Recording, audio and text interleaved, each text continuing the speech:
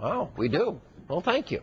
So is the First Lady actually responding to Governor Palin? Here with analysis is the president of the Ward Doctors, the one and only Frank Luntz. Frank, welcome back. Well, so is she criticizing Sarah Palin?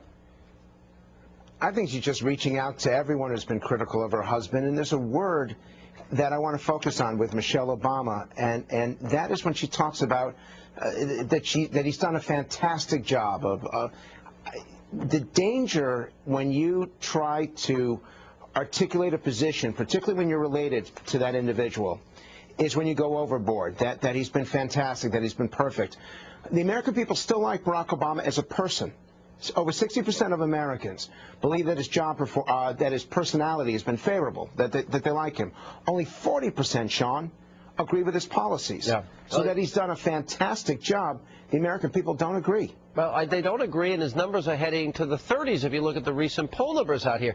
By the way, I want to invite you to a very special club, because I've been attacked by name repeatedly by the president, and apparently you have caught the president's attention. Let's roll that tape. Every time somebody speaks in Congress, the first thing they do, they stand up and all the talking points. You know, I see Frank Luntz up here sitting in the front. He's already polled it, and he said, you know, the way you're really going to, I've done a focus group, and, you know, the way we're going to really box in Obama on this one or make Pelosi look bad on that one. I know, I like Frank. We've had conversations between Frank and I, but that's how we operate. It's all tactics. And it's not solving problems. Ouch. That's an attack, but no, I didn't know you had this special relationship with the president, Frank. I can't get him to sit down with me. He's not courageous enough to come on this program. How do you get to all these meetings with the president? Well, we've had conversations, Sean, and let's just keep it at that. Well, no, let's not keep it at that. What do you mean? Tactics. Tell me about the conversations. I think everybody wants to know. When I do polling and focus groups that you see on the air, that I provide that to anybody who wants to see it.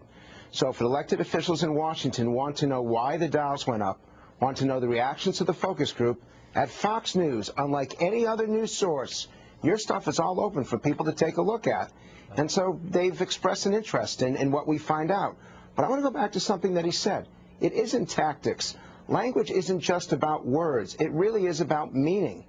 And what upsets me so much about what's happening in Washington is the demonization by the Obama administration to those who legitimately, as Michelle Obama acknowledges, disagree with that administration, that they take it personally, that they become overtly and overly political, and they try to undercut the businesses that are the ones that are actually creating jobs in America and would create even more jobs if they had the regulatory freedom, the economic freedom to actually go out and do what they do best. All right, let's go back to the issue of Sarah Palin. She was on Fox News Sunday with Chris Wallace this weekend, and Chris asked her, you know, why wouldn't you run for president? Let's roll that tape. Why wouldn't you run for president? I would if I believe that is the right thing to do for our country and for the Palin family. Certainly, I would do so. You're basically saying you consider it. I think that it would be absurd to not consider what it is that I can potentially do to help our country. I don't know if it's going to be ever seeking a title, though. It may be just doing a darn good job as a reporter or covering some of the current events. But you're going to consider, you're going to go through the process of thinking about it. I won't close a door that perhaps could be open for me in the future. Is this why Democrats are so open and vitriolic in their attacks against her? Do they fear her? I think they're nervous about her, not necessarily her candidacy, but those people who support her.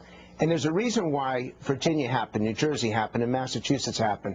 We had a huge surge in turnout among self-identified conservatives. They had a reason to vote in the election. They wanted to send a message to Washington, and they found an electoral vehicle to do it. I think with Sarah Palin, the reason why her book sold so much, the reason why she continues to pack them in, even though the mainstream media doesn't like her, is because they see something in her that makes them want to participate. The most important trend of 2010 in these first 5-6 weeks is that those who disagree with what's happening in Washington are much more energized, much more likely to vote. And every time you study these polling numbers, Sean, it's not the generic ballot or who you'd vote for. You have to look among those who are energized Yeah. And among those who are definitely going to vote in November, the Republicans have a significant advantage now. All right, Frank, good points. And actually a poll that we're going to bring up in our panel next. 75% of Americans have a positive approval rating of the Tea Party movement. So we'll get to that. I think it dovetails nicely into what you said. Frank, welcome to the club.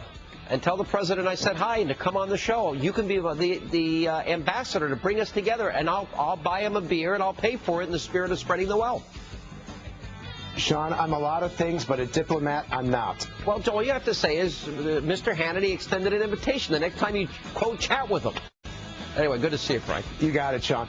Time now to check in with Greta Van Susteren.